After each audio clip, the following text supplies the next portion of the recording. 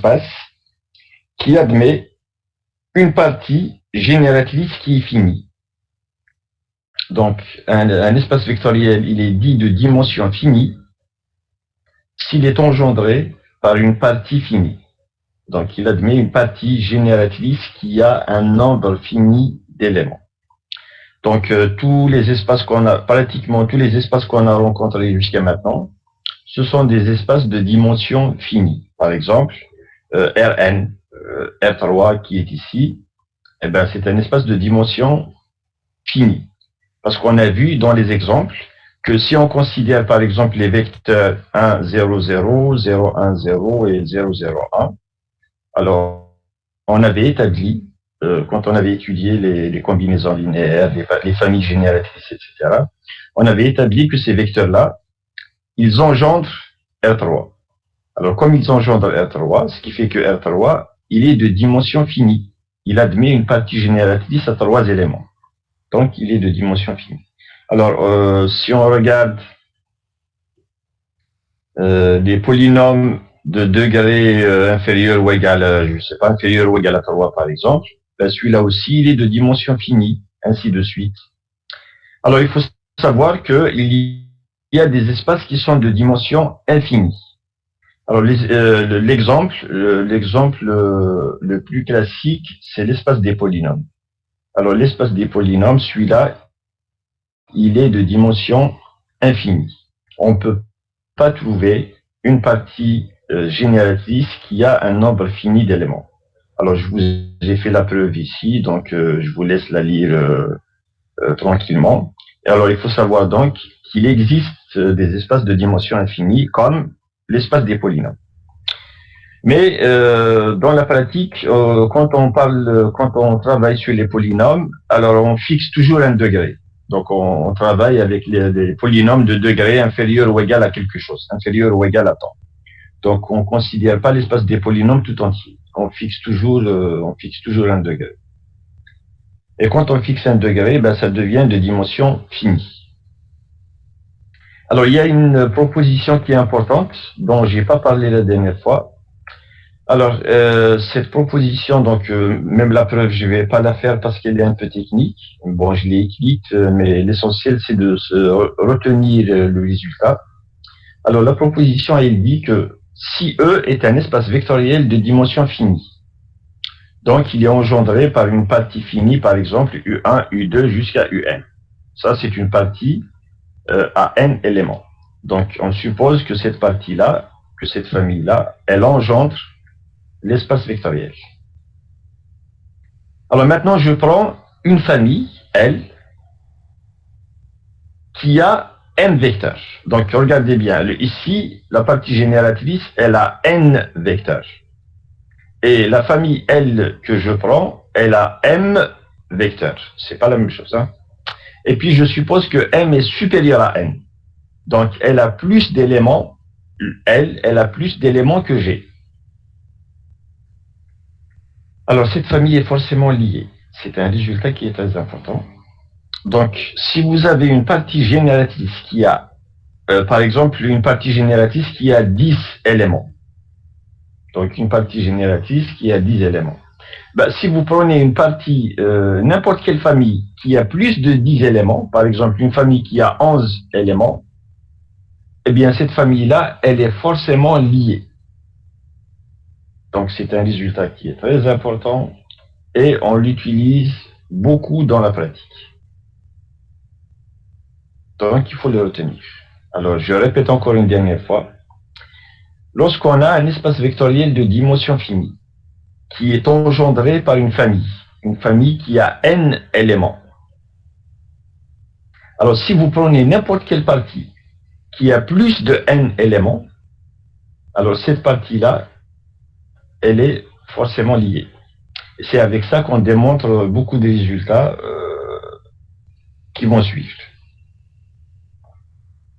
Alors, la dernière fois, j'ai parlé de ce qu'est une base. Donc, ici, je suis en train de rappeler ce qu'on avait fait la dernière fois.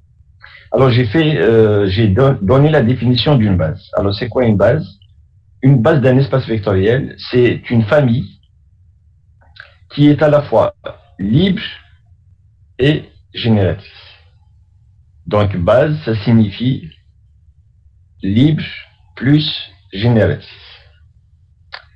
Alors, on a donné quelques exemples. Par exemple, c'est quoi une base dans R3? Alors, une base dans R3, par exemple, vous avez les vecteurs qui sont là, 1, 0, 0, 0, 0, 0, 1, 0 et 0, 0, 1. Alors, ces vecteurs, je les ai donnés comme exemple de famille libre. On a montré que cette famille-là, elle est libre. Ensuite, je les ai donnés aussi comme étant une partie génératrice de R3. Je les ai donnés comme exemple de partie génératrice de R3. Ce qui fait que cette famille, la famille qui est constituée par E1, E2, E3, comme elle est libre et génératrice, donc c'est une base. Et on l'appelle la base canonique de R3. Et j'ai expliqué ce que ça veut dire le mot canonique. Alors le mot canonique, ça veut dire c'est la base la plus simple de R3. Alors la base la plus simple, c'est par rapport au calcul. Lorsqu'on travaille dans une base canonique, les calculs sont très très simples. C'est pour ça qu'on l'appelle canonique. Donc lorsque vous entendez canonique, ça veut dire c'est au sens de base, c'est la base la plus simple. Et de manière générale, quand vous êtes dans Rn, alors la base canonique de Rn, ben c'est la même chose. C'est comme R3. Vous avez des vecteurs qui sont, tous les coefficients sont nuls sauf le 1. Alors le 1, pour E1, il se trouve à la première position. Pour E2, à la deuxième position, etc. Pour En, il est à la position. Alors si vous fermez les micros. Il y a quelqu'un qui a ouvert son micro. C'est gênant, donc fermez vos micros s'il vous plaît. Et un autre exemple de base de R3, donc on a donné une base de R3. Maintenant, je vais donner une autre base. Par exemple, je prends le vecteur 1, 1, 0, ensuite 1, 0, 1, et puis 0, 1, 1. Alors, cette famille-là, je l'ai donnée aussi dans la série d'exercices. Les vecteurs, ils sont linéairement indépendants. C'est facile à montrer que les vecteurs sont linéairement indépendants. Il suffit juste d'échelonner. On sait comment échelonner une matrice. Donc, vous échelonnez la matrice et vous allez vous rendre compte que les lignes à la fin, toutes les lignes sont non nulles. Donc, c'est une famille qui est libre. Alors, elle engendre R3. Cette famille-là, elle engendre R3. Parce que tout élément de R3, donc si je prends un vecteur quelconque de R3 que je vais appeler x, y, z, alors on peut toujours l'écrire sous cette forme. On peut l'écrire comme combinaison linéaire de V1, V2 et V3. Alors c'est quoi alpha, bêta et gamma? Ben, j'ai fait les calculs. Voilà ce que vous allez trouver pour alpha. Voilà ce que vous allez trouver pour bêta et gamma. Alors donc c'est une famille qui est libre, qui est génératrice, donc c'est une base. Ça aussi, V1, V2, V3, donc c'est une base de R3. Et la première remarque qu'on va déduire, c'est que pour un même espace vectoriel, on a déjà ici deux bases. Donc pour un même espace vectoriel, on peut avoir plusieurs bases. Donc la première remarque, c'est que les bases ne sont pas uniques. Alors, j'ai donné aussi un autre exemple. Ça, c'est les polynômes de degré inférieur ou égal à n.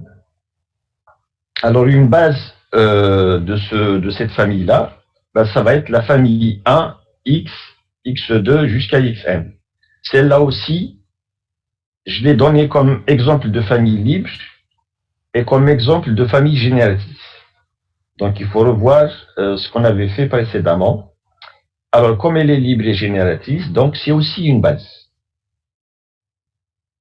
Mais ce n'est pas une base de R3, c'est une base de Rn de x. Donc, c'est une base de l'ensemble des polynômes de degré inférieur ou égal à n.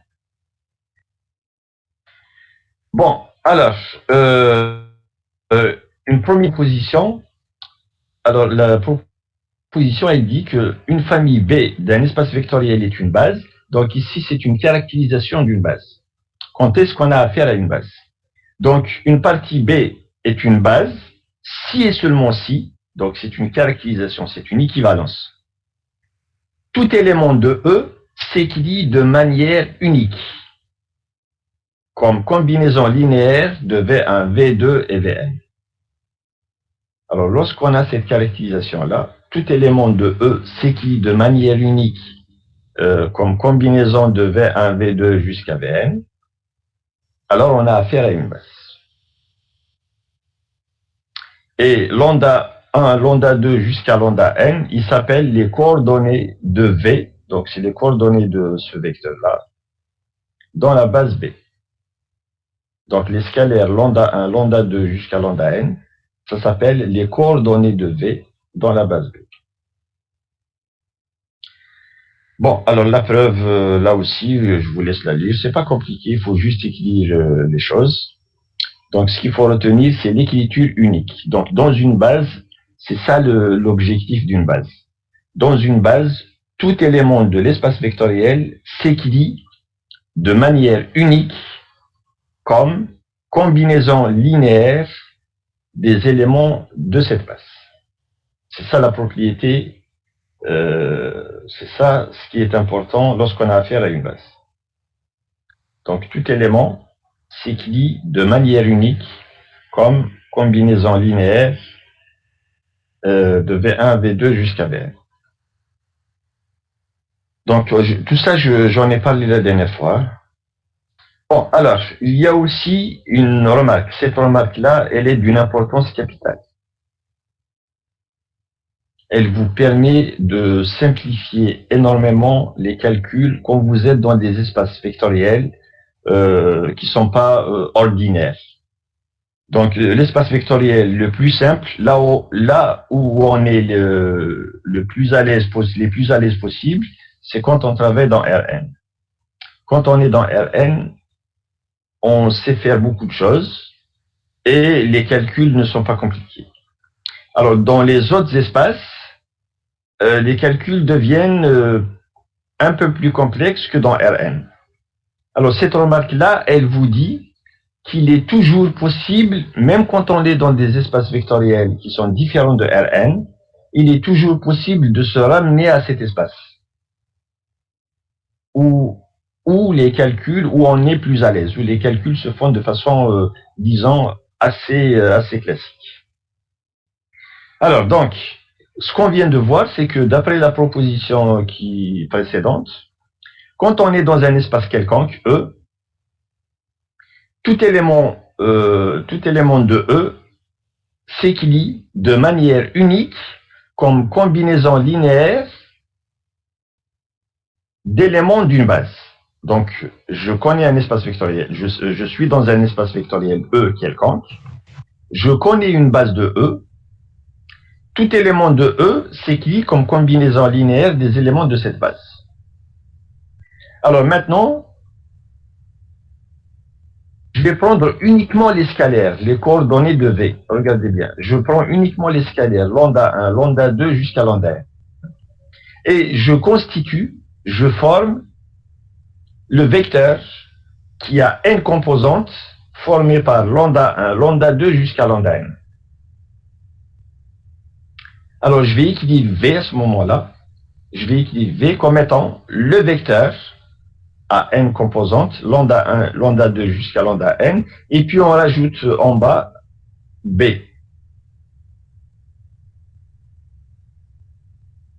Alors cette écriture-là, elle permet de ramener un vecteur quelconque de E, elle permet de l'écrire comme un vecteur de Rn, enfin de Kn, parce que les lambda ils sont dans K de manière générale. Donc, je passe d'un vecteur quelconque de E à un vecteur de Kn.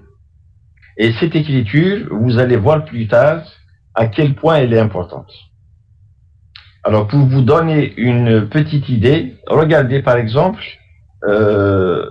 l'exemple que j'ai formé ici, l'exemple que j'ai considéré ici. Je prends l'espace des polynômes de degré inférieur ou égal à 2.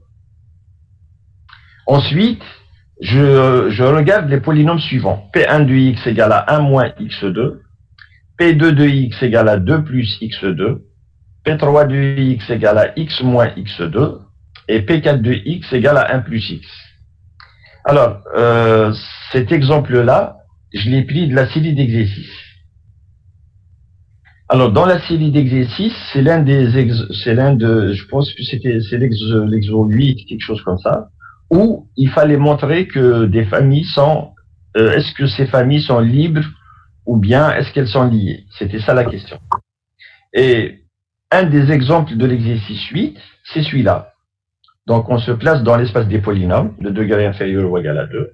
On vous donne 4 polynômes et on vous dit, est-ce qu'ils sont libres ou bien est-ce qu'ils sont liés? Alors, ce qu'on avait fait en TD, c'est qu'on avait utilisé la définition.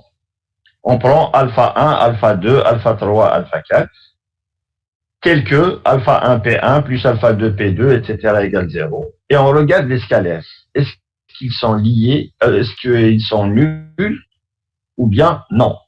Donc, on avait résolu cet exercice en TD. Alors, regardez donc la preuve, regardez ce qu'on avait fait en TD. Alors, regardez maintenant comment on peut le résoudre d'une autre façon. Alors, qu'est-ce qu'on vient de voir? Alors, on vient de voir dans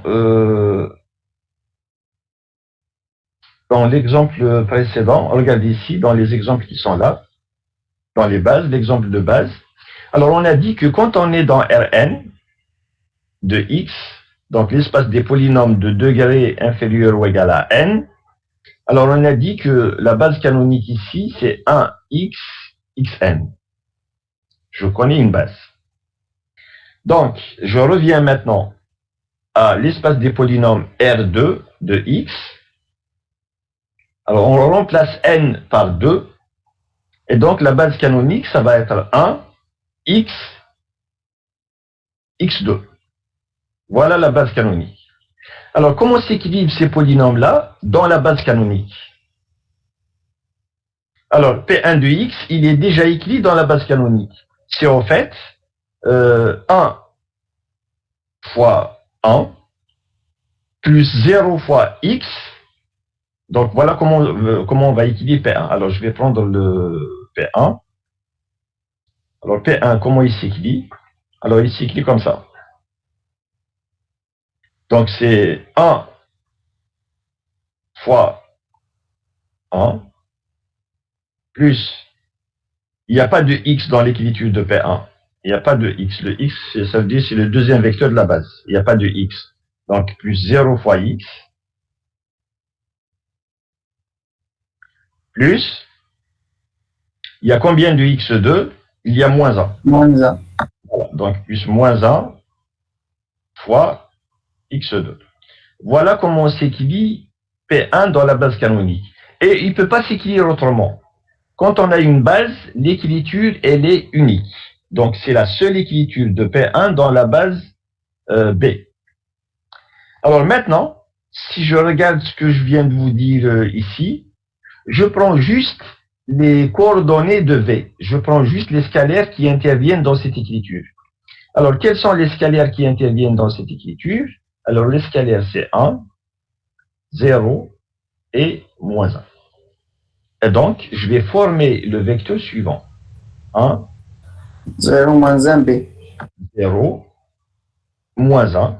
Et on écrit en bas que ce sont les coordonnées dans la base B. Il faut préciser où. Alors, ce sont les coordonnées de P1 dans la base B. Maintenant, je regarde le vecteur qui est ici. C'est un vecteur de R3. Donc, j'écris un polynôme qui est dans R2 de x. Donc, je passe de R2 de x, j'ai un polynôme qui est ici, et je l'écris comme un élément de R3. D'accord? D'accord. Le fait de l'écrire comme un élément de R3, ça nous permet de faire les calculs dans cet espace. Et là, on sait faire les calculs de façon assez à l'aise. Et puis, on revient à R2. Par exemple, regardez bien ici. P1, voilà comment il s'écrit. P2, vous faites la même chose, donc il va s'écrire comme ça. P3, il va s'écrire comme ça. Et P4, il va s'écrire comme ça. Alors, la question, c'est la famille PI. Est-ce qu'elle est libre ou est-ce qu'elle est liée? Et si elle est liée, c'est quoi son rang? Le rang, ça veut dire le nombre de vecteurs linéairement indépendants. Alors, Lié, le rang est inférieur strictement à 4. Voilà, il est inférieur ou égal à 4. Bon, il va être inférieur strictement, on va le voir plus tard. Alors, donc, je vous ai dit, la première méthode, c'est d'utiliser la définition. Alpha 1 P1 plus alpha 2 P2 plus alpha 3 P3 plus alpha 4 P4 égale à 0. On résout un système et puis on regarde les alphas, comment ils sont. La deuxième façon de faire, comme on a affaire maintenant, on est passé de polynôme à des vecteurs. Pour trouver le rang d'une famille de Rn, qu'est-ce qu'on fait? On échelonne. Donc, vous prenez les vecteurs qui sont là, vous les mettez dans une matrice, vous les mettez comme les lignes d'une certaine matrice, vous l'échelonnez, et puis vous déduisez rapidement le rang. Donc, on passe d'un polynôme à un élément de R3. Et on sait que dans R3, il est toujours possible d'échelonner les vecteurs. Et la méthode d'échelonnement, c'est la méthode la plus simple. Il vaut mieux échelonner que de résoudre des systèmes. Et ça vous permet d'avoir le résultat assez facilement. Donc, il suffit alors d'échelonner la matrice dans les lignes sans les vecteurs qu'on vient d'obtenir. Et à partir de là, vous avez le résultat directement. Donc, ça, c'est l'avantage. Cette écriture-là, c'est l'avantage de passer d'un espace quelconque, qui peut être assez compliqué, assez complexe, à un espace qui est plus simple, qui est Rn. Donc, on passe de E à Kn, ou la Rn, et ce passage-là, il vous permet d'avoir des calculs très simples, de simplifier le travail. Donc, à partir de maintenant, on va l'utiliser chaque fois que c'est nécessaire. Donc, que ce soit en cours, que ce soit en TD, chaque fois qu'il est nécessaire de passer d'un vecteur quelconque à un vecteur de Rn, il ne faut pas hésiter. Il faut le faire. Donc, ça permet de simplifier énormément les choses. Oui. Le rang de P1, P2, P3, P4 est égal à 3. Alors, il est inférieur ou égal à 3. Bon, j'ai pas fait les calculs ici. Il faut échelonner d'abord la matrice pour voir ce que ça va vous donner. Il peut pas être égal à 4. On va voir pourquoi il peut pas être égal à 4. Mais il est inférieur ou égal à 3. Maintenant, si vous avez fait les calculs et que vous avez obtenu 3, bon, tant mieux. Ça peut être égal à 3, ça peut être égal à 2. D'accord? C'est les calculs qui vont vous dire à quoi il est égal. Ce qu'on peut dire, c'est que le rang, il est inférieur ou égal à 3. Maintenant, ce sont les calculs qui vont vous dire exactement quel est ce rang. Donc, vous échelonnez la matrice et vous allez voir ce que vous obtenez. Monsieur. Oui. Le programme qui trouve que le rang est égal à 3. Qu'est-ce qui donne le rang égal à 3? C'est quoi? Le programme de calcul de rang. Le programme, ça veut dire l'algorithme, la méthode d'échelonnement. Oui. Oui. Bon, si vous avez fait les calculs, que vous obtenez ces 3, c'est bon. Donc, vous faites, je ne comprends pas votre question. Vous avez fait les calculs, vous avez obtenu ces 3. Oui. Voilà. Donc, c'est bon. Si vous avez obtenu que c'est égal à 3, donc le rang, c'est égal à 3. Par contre, si vous faites la résolution du système, si vous comparez les deux méthodes, vous allez voir que la méthode d'échelonnement, elle est nettement plus simple. Oui. Monsieur, il y a une erreur normalement P1, P4 qui est exception. Il y a une erreur. Ah, il y a une erreur.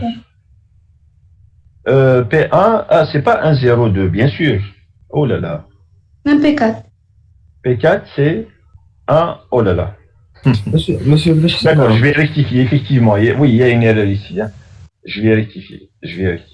Alors, j'ai plié ces vecteurs et puis, oh là là, qu'est-ce qui m'est passé par la tête? Bien sûr, ici c'est 1, 0, moins 1. Je l'ai écrit en haut. C'est 1, 0, moins 1. P1, c'est 1, 0, moins 1, alors qu'ici j'ai écrit que c'est 1, 0, 2. Oui, donc vous allez me laisser le temps, je vais rectifier P1. Et alors P4 aussi, vous dites que même P4. P4, c'est quoi? 1, 0. C'est 1, 1, 0. Au lieu de 1, 0. Oui, bon, j'ai fait une erreur, donc je vais la rectifier, effectivement. Donc ça, c'est faux, et ça, c'est faux. Bon, s'il y a d'autres remarques, vous les dites. Monsieur, Oui. comment on les calcule? Quoi?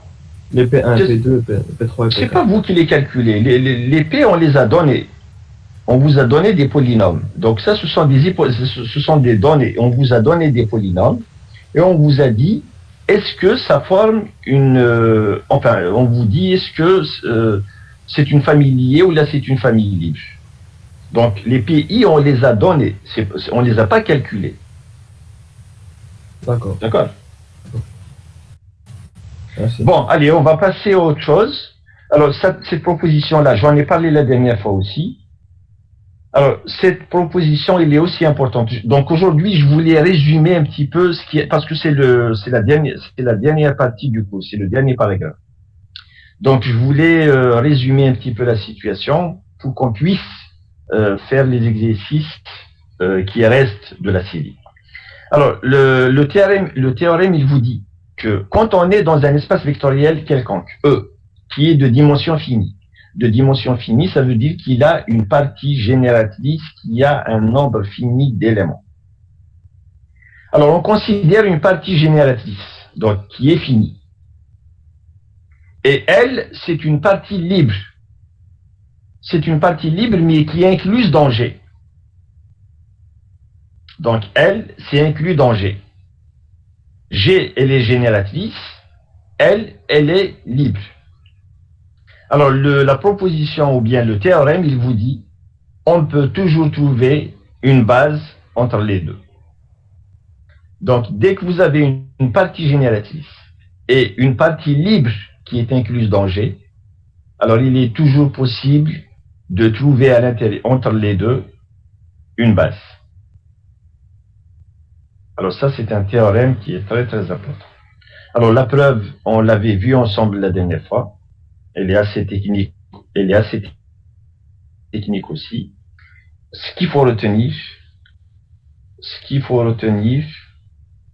alors il y a des gens qui arrivent, donc laissez-moi juste les autoriser à assister. Donc ce qu'il faut retenir, c'est que entre une partie génératrice et une partie libre, on peut toujours trouver une base. Alors, ce théorème, il est très très important et il a beaucoup de conséquences. Alors, la première conséquence, le premier corollaire, donc le corollaire, c'est une conséquence de ce théorème. C'est que tout espace vectoriel de dimension finie admet une base. Donc, si E est un K-espace vectoriel non nul de dimension finie, de toute partie génératrice de E, on peut extraire une base. Donc, comme il est de dimension finie, donc il a une partie génératrice qui est finie.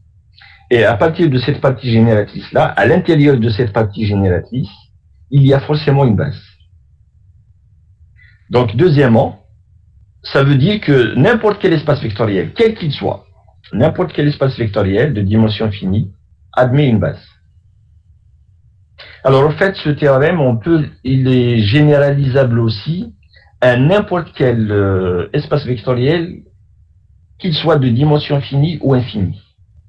Mais comme on s'intéresse uniquement dans ce cours de première année à la dimension finie, donc j'ai énoncé le théorème en dimension finie. Mais il est valable aussi en dimension infinie. Sauf que en dimension infinie, la preuve, elle n'est pas aussi simple qu'en dimension finie.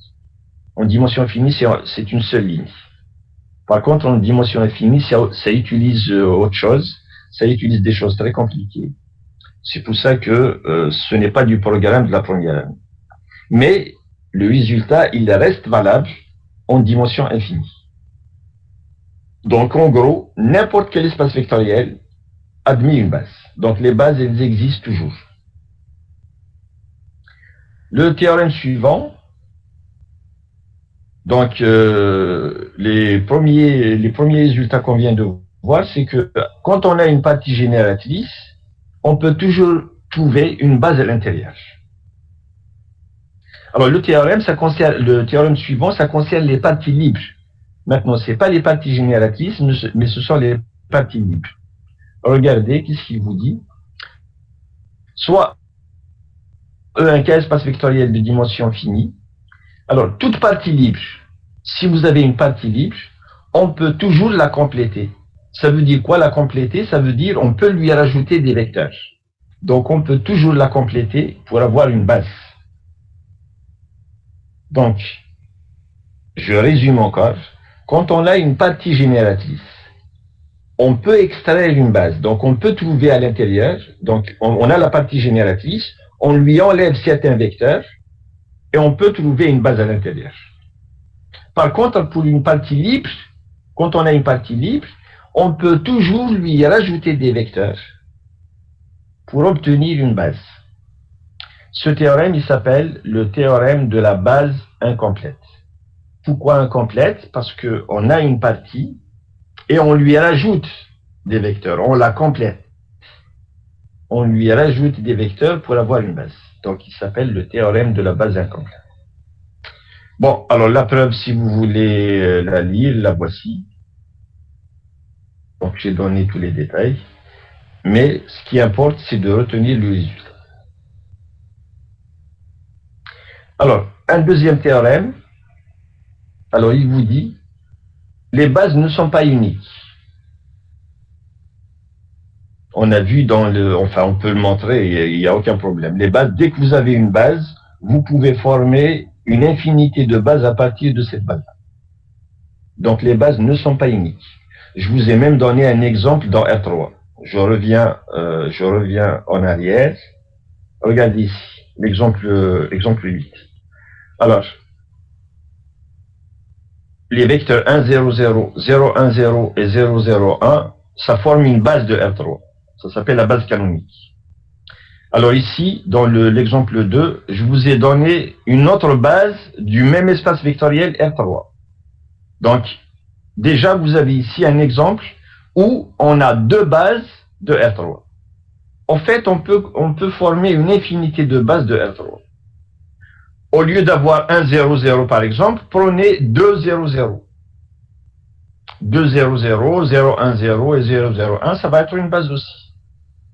Prenez n'importe quel élément lambda 1 non nul ici, au lieu de 1, prenez n'importe quel élément non nul, ça va vous former une base. Donc, il y en a une infinité. Alors, le théorème suivant, il vous dit toutes les bases d'un espace vectoriel de dimension finie, elles ont même nombre d'éléments. Donc, les bases, il y en a plusieurs, mais toutes les bases, elles vont avoir le même nombre d'éléments. Et ça, c'est très important. Ce nombre d'éléments-là, c'est ce qu'on appelle la dimension de l'espace vectoriel. Donc, définition 11, soit E, un espace vectoriel de dimension finie. La dimension de E, qu'est-ce qu'on appelle la dimension de E? Eh bien, c'est le nombre d'éléments de n'importe laquelle base de E. Donc, vous prenez une base, n'importe laquelle, vous comptez le nombre d'éléments de cette base. Ce nombre d'éléments-là, c'est ce qui s'appelle la dimension de E. Alors donc, si ce nombre est n, quand vous faites le compte, vous trouvez n, alors à ce moment-là, on écrit dimension de E est égale à n. Alors par convention, la dimension de l'espace nul, on a dit que l'espace nul, c'est toujours un sous-espace vectoriel.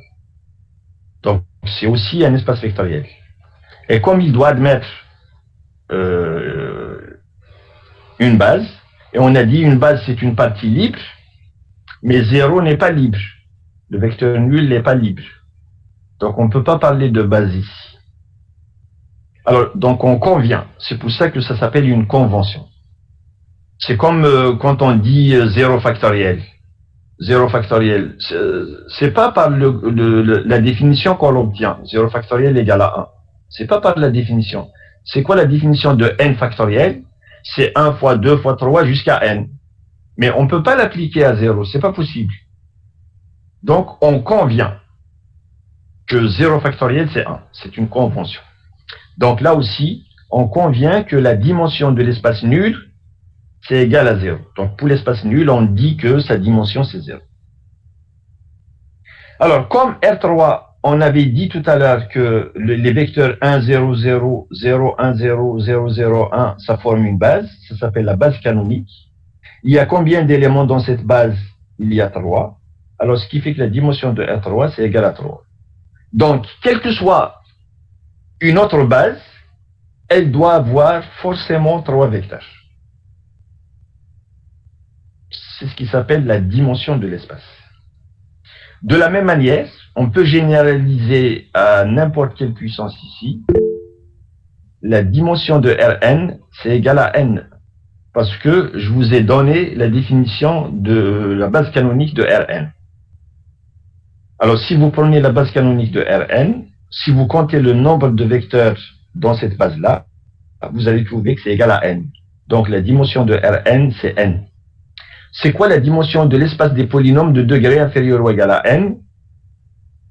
Eh bien, sa dimension, c'est n plus 1. Parce que sa base canonique, je vais revenir en haut. Alors, où est-ce que je l'ai donné comme exemple? Alors, voilà Rn de x.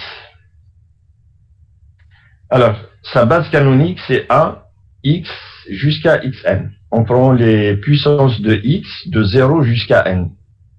Alors, si vous faites le compte, vous allez trouver qu'il y a n plus 1 vecteur. Donc, la dimension de l'espace des polynômes de degré inférieur ou égal à n, ça va être égal à n plus 1.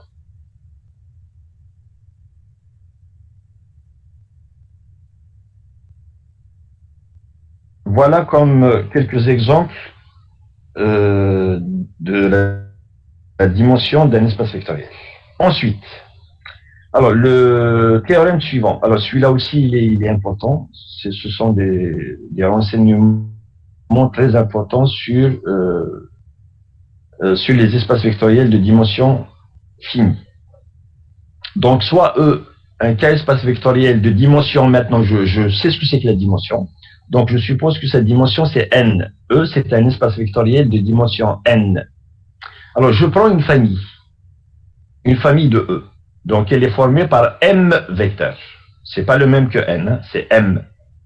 Donc un V de jusqu'à Vm, c'est une partie de E quelconque. Alors si cette partie elle est libre, si la partie est libre, alors m, le m qui est ici, il ne peut jamais dépasser le m. Il est toujours inférieur ou égal à n. Donc, n'importe quelle partie libre, elle a un nombre d'éléments inférieur à la dimension. Elle ne peut pas avoir un nombre d'éléments supérieur à la dimension. Si le nombre d'éléments est supérieur à la dimension, elle ne peut pas être libre. Elle est forcément liée. Donc, le théorème, il vous dit que si c'est libre, alors son nombre d'éléments, il est inférieur ou égal à la dimension. Si de plus, m est égal à n, si le nombre d'éléments de C, il est égal à la dimension, du moment qu'elle est libre, alors c'est forcément une base. Donc, toute partie libre qui a un nombre d'éléments égal à la dimension, elle est forcément une base. Le deuxième point, alors il dit que si C est génératrice, donc si cette partie C est une partie génératrice, alors son nombre d'éléments, il est forcément plus grand que la dimension. Donc n'importe quelle partie génératrice d'un espace vectoriel de dimension n, elle a un nombre d'éléments plus grand que n. Alors si de plus m est égal à n, donc toute partie génératrice dont le cardinal est égal à la dimension est forcément une base.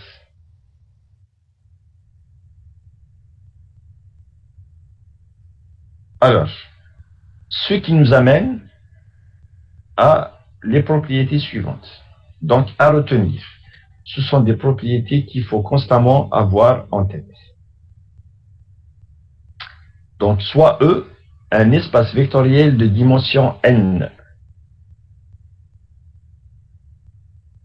Le premier point, c'est que toute partie de E qui a un nombre d'éléments supérieur ou égal à n, supérieur ou égal à n plus 1, ça veut dire strictement plus grand que n, est forcément liée. Ça, c'est la première conséquence du théorème qu'on vient de voir plus haut. Alors, le théorème, il vous dit que toute partie qui est libre, son cardinal, c'est inférieur à n. Et donc, si son cardinal est supérieur à n, elle ne peut pas être libre. Elle est liée. C'est ça ce que dit la première partie. Toute partie qui a plus de n éléments est forcément liée. Alors, je reviens à l'exemple de tout à l'heure.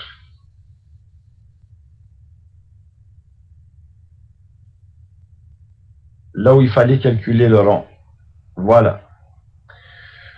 Alors, c'est quoi l'espace, la dimension de R2 de X? C'est quoi sa dimension?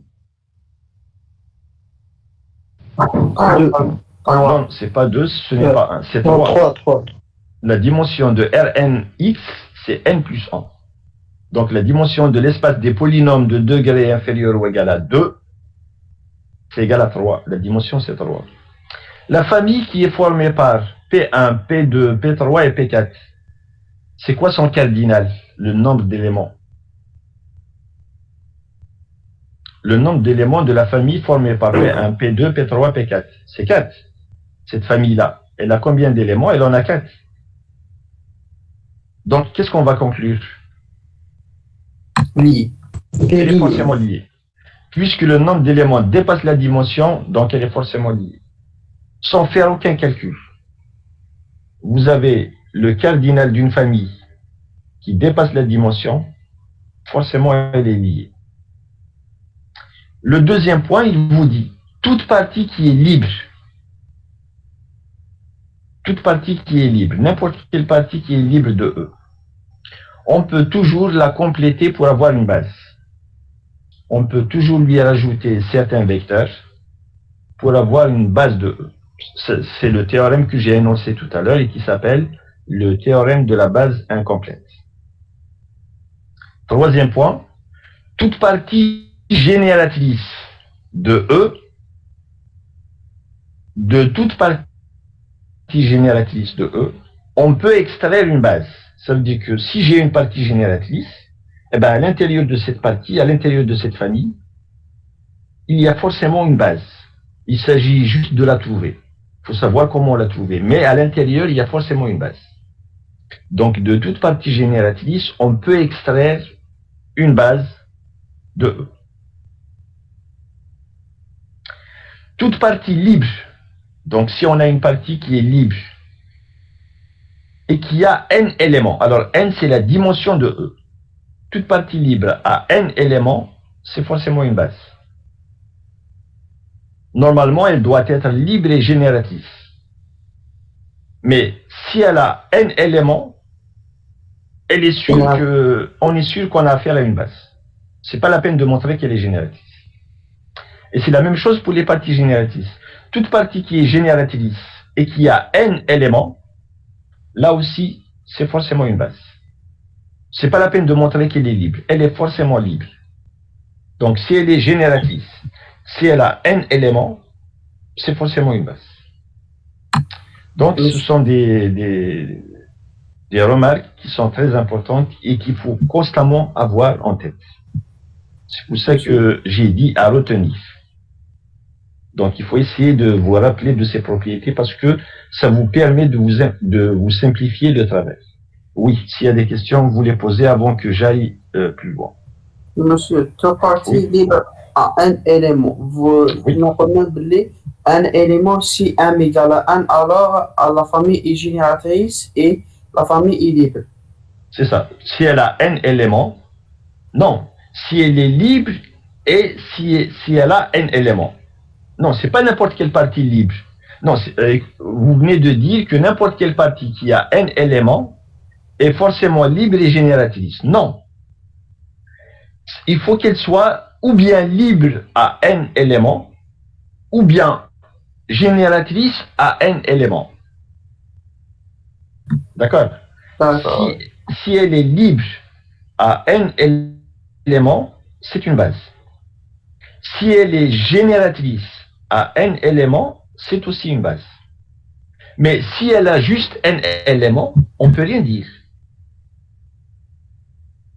D'accord? D'accord. Il faut qu'elle soit ou bien libre ou bien génératrice. Alors, si elle est l'une, elle va être l'autre. Donc, si elle est libre avec n éléments, elle est forcément génératrice. Si elle est génératrice à n éléments, elle est forcément libre. Alors, les preuves, les voici. Hein. J'ai donné toutes les preuves. Il faut juste les lire tranquillement. Si vous avez des problèmes, comme d'habitude, il ne faut pas hésiter à poser vos questions. Bon, alors, il reste deux résultats qu'il faut énoncer. Alors, il y a celui-là et il y a celui-là aussi. Donc, on a 10 minutes. Normalement, c'est bon. Donc, soit F et G, deux sous-espaces d'un K-espace vectoriel de dimension finie. Donc, F et G, ce sont deux sous-espaces de E. Alors, le premier résultat, il dit que la dimension d'un sous-espace, elle est toujours inférieure à la dimension de l'espace, ce qui est normal. Donc, si vous avez un sous-espace, cette dimension, elle est toujours inférieure à la dimension de l'espace. Alors, pour montrer que deux sous-espaces sont égaux,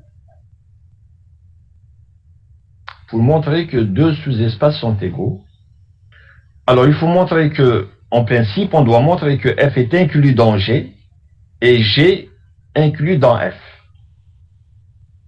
Alors, cette propriété, elle vous dit, pour avoir égalité, il suffit juste d'avoir une inclusion. Par exemple, il faut montrer que F est inclus dans G, ou bien G inclus dans F, peu importe. Il faut juste avoir une inclusion et l'égalité des dimensions. Donc, si on a une inclusion et l'égalité des dimensions, on a l'égalité des deux espaces. Alors, en particulier, si on a un sous-espace F qui a la même dimension que l'espace, ben, ce sous-espace-là, elle est forcément égale à l'espace. Donc, si F, c'est un sous-espace qui a la même dimension que E, alors forcément, E est égal à F. Parce que là, on a une inclusion. L'inclusion, c'est F inclus dans E. Comme c'est un sous-espace, donc F est inclus dans E. Et le fait qu'ils ont la même dimension, donc on a ces deux choses en même temps. Inclusion, égalité des dimensions. Alors ça entraîne l'égalité des espaces. Donc c'est un résultat qui est très important, qui est très utile aussi dans la pratique. Et on va le voir dans la série d'exercices, comment on l'utilise. Donc ça vous permet de gagner du temps. Tout ça, c'est des résultats qui sont importants et c'est basé, les preuves, elles sont basées sur les bases. Les preuves, toutes les preuves découlent des bases. Donc dès que vous avez un espace qui est de dimension infinie, automatiquement, il a une base. Et le fait de travailler dans les bases, ben ça vous permet d'avoir énormément de résultats. Regardez par exemple la preuve. Comment on commence la preuve? Soit B une base de E. D'accord? Soit B une base de E. Donc, on va travailler avec les bases. Dès que vous êtes en dimension finie, il faut toujours faire appel à une base. Et à partir des bases, on peut faire énormément de choses. Si vous voulez qu'on jette un œil, il reste 10 minutes. Bon, alors je vais quand même énoncer le deuxième résultat. Le dernier résultat, je vais l'énoncer. Ensuite, je reviens aux preuves. Si on a le temps, je vous explique d'où viennent les preuves. Si on n'a pas le temps, au moins, on connaît les résultats et je vous laisse lire les preuves chez vous. Alors, le deuxième résultat, donc, enfin, le dernier résultat concernant ce chapitre, c'est comment calculer la dimension d'une somme de deux espaces. Donc, dimension d'une somme de deux sous-espaces. Alors, il faut savoir une chose d'abord, que si G1, donc il faut avoir deux sous-espaces, F1 et F2, ce sont des sous-espaces de E, qui est de dimension finie. Alors, je suppose que G1, c'est une partie génératrice de F1. Et G2, c'est une partie génératrice de F2. Alors il n'est pas difficile, il faut juste équilibrer les choses, c'est pas difficile du tout. Il n'est pas difficile de montrer alors que la réunion G1 union G2, ça va être une partie génératrice de la somme. G1 union G2, c'est une partie génératrice de F1 plus F2. Alors, on ne peut pas parler de... c'est pas une partie génératrice de F1 union F2. Parce que la réunion de deux sous-espaces, ce n'est pas un sous-espace. On l'a déjà dit avant. Donc, la réunion de deux parties génératrices, c'est aussi une partie génératrice, mais c'est une partie génératrice de la somme. F1 plus F2. Alors, attention. Si G1 est une base, donc non seulement c'est une partie génératrice, mais elle est aussi libre. Donc, c'est une base. Si G1, c'est une base de F1, et G2, une base de F2, alors la réunion, il ne faut pas dire que c'est une base. La réunion n'est pas en général une base. Donc, la réunion de deux bases n'est pas forcément une base de la somme. C'est juste une partie génératrice. Alors, donc là, vous faites attention. Peut-être, si j'ai un peu de temps, je vais peut-être vous donner un exemple. Vous allez voir comment ça se passe sur un exemple. Donc, la réunion de deux bases n'est pas forcément une base. C'est juste une partie génératrice. Alors, une fois qu'on a rappelé ceci, voilà le théorème qui vous donne exactement à quoi est égale la dimension d'une somme de deux sous-espaces. Alors, c'est quoi? C'est la dimension de F plus la dimension de G moins la dimension de l'intersection. C'est ça la dimension de F plus G. Donc, c'est la dimension de F plus la dimension de G moins la dimension de l'intersection. Alors, en particulier, dans le cas d'une somme directe, alors, c'est quoi la différence entre une somme simple et une somme directe? Alors, dans la somme directe, L'intersection, c'est de 0. l'intersection, c'est 0. Donc, c'est quoi la dimension d'une somme directe? Ben, comme c'est une somme directe, c'est aussi une somme, avec l'intersection égale 0. Donc, ça va être égal à la dimension de F, plus la dimension de G, moins la dimension de l'intersection. Mais du moment que l'intersection est nulle, ben, cette dimension, c'est égal à 0. Alors, qu'est-ce qui reste donc? Il va rester juste dimension de F plus dimension de G. Bon, alors, on va jeter un œil sur la preuve. Alors, la preuve, elle est technique. C'est pour ça que, bon, j'ai évité de les faire, parce que sinon, ça va prendre beaucoup de temps. Alors, regardez bien. Donc, je prends une partie, je prends une base de l'intersection. Alors, on a dit n'importe quel espace vectoriel possède une base. Comme l'intersection de deux sous-espaces, c'est un sous-espace, ben donc, ça admet une base. Soit U1, U2 jusqu'à UN, une base de l'intersection. Alors, une base, c'est une partie libre. Et donc, comme elle est une base de l'intersection, donc c'est une partie libre de f inter g. Et donc, c'est une partie libre de f et c'est aussi une partie libre de g.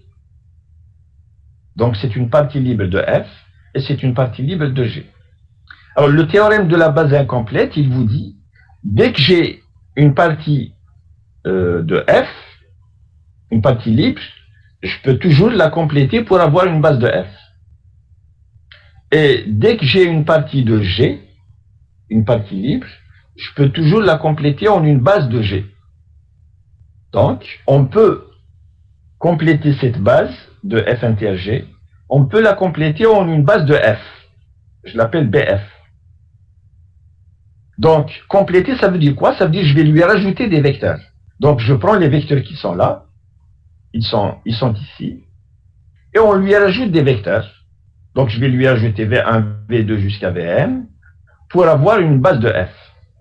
Et on fait la même chose. Je reprends les vecteurs U1 jusqu'à UN, je lui rajoute des vecteurs W1 jusqu'à WP pour avoir une base de G. Et on vient de voir dans l'introduction que la réunion de ces deux bases, donc la réunion, je prends tous les U, tous les V et tous les W. On a dit que la réunion de deux bases, ce n'est pas forcément une base, mais c'est une partie génératrice. Donc, on obtient une partie génératrice de la somme de f plus g. Alors, dans ce cas-là, on va montrer qu'elle est libre. On va montrer que cette partie est libre. Donc, je vais prendre des scalaires, alpha 1 jusqu'à alpha n, bêta 1 jusqu'à bêta m et gamma 1 jusqu'à gamma p. Donc, ce sont des scalaires tels que cette combinaison linéaire est nulle. Et on va montrer que tous les scalaires sont forcément nuls. Bon, alors, je vous laisse regarder parce que sinon, il reste 3 minutes. Donc, je vous laisse regarder la suite. Et à la fin, voilà ce que vous obtenez. Gamma 1, gamma 2, gamma n, bêta 1, bêta 2, gamma p égale 0. Et là, on a lambda 1, lambda 2, lambda n égale à 0. Donc, finalement, tous les scalaires sont nuls. Et donc, on obtient une base. Et puisqu'on obtient une base, c'est quoi la dimension de f plus g?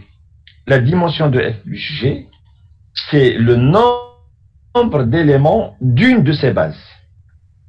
Alors, puisqu'on a montré ici que bf union bg est une base, il y a combien d'éléments? Regardez, de 1 à n pour les u, donc il y a n éléments. Les v, c'est de 1 à m, donc il y a m éléments. Et les w, c'est de 1 jusqu'à p, donc il y a p éléments. Ce qui fait que le nombre d'éléments de bf union bg, c'est n plus m plus p. Donc, la dimension de f plus g, c'est le de cette base. Le cardinal de cette base, c'est n plus m plus p. Alors, comment on peut équilibrer n plus m plus p? Je peux l'équilibrer d'abord n plus m. Donc, il va rester p. Alors, p, je vais l'équilibrer. Voilà, on rajoute n et on retranche n. Donc, c'est n plus p moins n. Mais n plus m, c'est quoi? Regardez bien ici. Alors, n plus m, si vous regardez les ui qui sont là, les u, ça va de 1 jusqu'à n. Ensuite, les v de 1 jusqu'à m. Ça donne, le nombre d'éléments ici, c'est n plus m. N plus m, c'est le cardinal de la base de f. C'est le cardinal de bf. Et le cardinal de la base de f, c'est la dimension de f. Donc, n plus m, c'est la dimension de f. N plus p, c'est la dimension de g. Et n, c'est le cardinal de la dimension c'est le cardinal de la base de f inter g. Donc, c'est la dimension de f inter g. Et donc, on a obtenu dimension de f plus g égale dimension de f plus dimension de g moins dimension de l'intersection. Alors, un dernier résultat, avant de vous laisser. Alors, un dernier résultat, il dit que tout sous-espace vectoriel n'importe quel sous-espace de E admet un supplémentaire. Tout sous-espace admet un supplémentaire.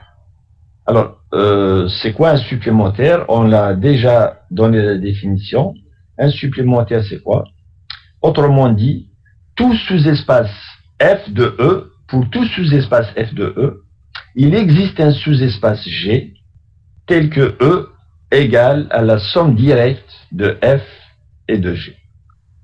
Donc, qu'est-ce qu'on appelle sous-espace supplémentaire de F? Eh bien, c'est un sous-espace G tel que E est égal à F, somme directe avec G. Donc, je répète, on a un sous-espace ici, on a un sous-espace F. Dire qu'il admet un supplémentaire, ça revient à dire qu'il existe un sous-espace G, donc il existe un sous-espace G tel que E, l'espace vectoriel E, est égal à F plus G. N'importe quel sous-espace admet un supplémentaire. Alors la preuve, elle est simple, on va la regarder rapidement ensemble. Donc j'ai un sous-espace F, comme on est en dimension finie, donc F va admettre une base. La base, je vais l'appeler U1 jusqu'à UN. Donc soit BF, une base de F, égale à U1 jusqu'à UN. Alors, comme F est inclus dans E, BF, c'est une partie libre. Donc BF, c'est une partie libre de E, puisque c'est une base, donc elle est libre, ce qui fait que BF, c'est une partie libre de F, et c'est en même temps une partie libre de E. Et le théorème de la base incomplète, il vous dit que toute partie libre de E peut être complétée en une base de E. Donc soit B, une base de F, on peut la compléter pour avoir une base B de E. Alors comment la compléter? Si on lui rajoutons des vecteurs. Donc on va lui ajouter V1, V2 jusqu'à Vm. Et ce qu'on trouve, la totalité, ça va être une base de E. Alors à ce moment-là, qu'est-ce qu'on va prendre? On va prendre le sous-espace qui est engendré par les vecteurs qu'on a rajoutés. Posons G égale le sous-espace engendré par V1, V2 jusqu'à Vm. Alors on montre à ce moment-là que E, il est égal à F plus G. C'est une somme directe de F et de G. Donc c'est quoi le sous-espace G? Alors le G, ça va être quoi? Ça va être le sous-espace qui est engendré par les vecteurs qu'on a rajoutés à la base de F. C'est ça ce qu'on appelle le supplémentaire, un supplémentaire de F. Alors, le supplémentaire, il n'est pas unique. Un même sous-espace F, il peut admettre plusieurs supplémentaires. Parce qu'il n'y a pas une seule façon de compléter une base. Plutôt une base de F, c'est ça. On peut la compléter de plusieurs façons différentes. Ce qui fait que ce qu'on obtient, ça va être, c'est pas forcément le même sous-espace. Si quelqu'un décide de compléter par V1 jusqu'à Vm, un autre décide de compléter par W1 jusqu'à Wm, eh ben forcément, vous n'obtenez pas le même sous-espace. Donc, pour un même F, on peut avoir plusieurs supplémentaires. Donc, supplémentaire, ce n'est pas unique. Mais, il y a au moins un. N'importe quel sous-espace possède un supplémentaire. Voilà donc ce qui termine le chapitre. Je l'ai terminé par un exemple. Alors, si vous avez des questions, vous les posez. Sinon, en TD, les derniers exercices qui restent, justement, ce sont des exercices qui sont faits pour appliquer les théorèmes que je viens d'énoncer aujourd'hui. Donc, c'est des exercices d'application des résultats qu'on a énoncés aujourd'hui. Monsieur, Oui. Apparemment, on n'a pas fait la partie supplémentaire. Si, peut-être que je l'ai pas énoncé, mais je l'ai faite, hein, parce que le cours, je vous ai dit qu'il n'est pas prêt, donc je leur ai dit au fur et à mesure. Et comme je l'ai classé, je sais que je l'ai fait avant. Maintenant, c'est possible que j'en ai pas parlé. C'est possible, hein, Oui, voilà, Ken a fait le cours, Voilà. mais on l'a pas fait. mais je l'ai rédigé dans le cours, hein. Donc, si vous lisez le cours, vous allez voir que j'ai parlé voilà, espace supplémentaire, sous-espace supplémentaire. Donc, soit E un espace vectoriel, F et G, deux sous-espaces de E. Alors, F et G sont dits supplémentaires si E est égal à F somme directe avec G. Donc, c'est tout ce qu'il faut savoir pour le moment. Donc, il faut savoir que deux espaces sont dits supplémentaires lorsque leur somme directe, ça donne E. Voilà. Ou bien on dit aussi qu'ils sont supplémentaires, ou bien on dit que F est le supplémentaire de G. Et on dit aussi que G est un supplémentaire de F. Donc, les terminologies sont équivalentes. Donc, je l'ai fait avant. Maintenant, est-ce que j'en ai parlé? Je sais pas. Bon, donc, c'est pas grand-chose, hein. C'est juste une définition. Dans ce paragraphe, il y a juste la définition. Et la définition, je l'ai rappelée oralement. Donc, même si j'en ai pas parlé avant, je viens de faire le rappel ici. J'ai dit, autrement dit, qu'est-ce que c'est qu'un supplémentaire? F, on dit que F admet un supplémentaire s'il existe un G tel que la somme directe est égale à E. Donc, je l'ai dit oralement. Même si j'en ai pas parlé avant, je viens de redonner la définition. Est-ce qu'il y a d'autres questions?